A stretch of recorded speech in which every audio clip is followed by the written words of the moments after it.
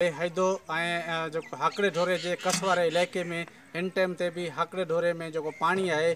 25 खां 30 फुट जो हाकड़े ढोरे में पानी है उन सबब जेके सवे ॻोठ मुतासर थिया हुआ ॿिया जेके बरसात सबब माण्हू मुतासर थी हिन थर जे कस वारे इलाइक़े में आरजी जेका रिहाइश कई हुई उन्हनि खे तक़रीबन 15 ॾींहं थियनि पिया अञा ताईं हिते जे जेके मुतासर आहिनि इन्हनि जी कंहिं बि सार नाहे लधी। हीउ थर जो कस वारो इलाइक़ो जंहिंखे 2 ज़िलनि जा हदूं लॻनि थियूं, हिकु ज़िलो मिठी ऐं ॿियो ज़िलो उमरकोट, पर अफ़सोस थिए थो इन 2 ज़िला लॻण जे बावजूदि हिननि जे ॿोॾि मुतासिरनि वटि अञा ताईं ज़िले इंतिज़ामिया जो को माण्हू या सियासी चूंडियल नुमाइंदो को बि लड़ी न आयो आहे ऐं न ई हिननि जो को अहवालु वठणु आयो आहे। हिन टाइम ते ॿोॾि मुतासिर हिकु राशन पाणी जे लाइ सख़्तु परेशान आहिनि, ॿियो त हिन हलंदड़ बरसाति ऐं तेज़ गर्मी सबबु खुले आसमान हेठि वेठल आहिनि, उहे धार हिननि खे परेशानियूं कनि पियूं ऐं उन खां सवाइ हिननि वटि राशन कोन्हे। मच्छर तमामु घणो आहे हिते पाणी जे सबबु, गंदो पाणी आहे जेको उन सबबु मच्छर जी जेको तमामु तइदाद वधी वई आहे, उन सबबु हिते जा माण्हू बीमार थियनि पिया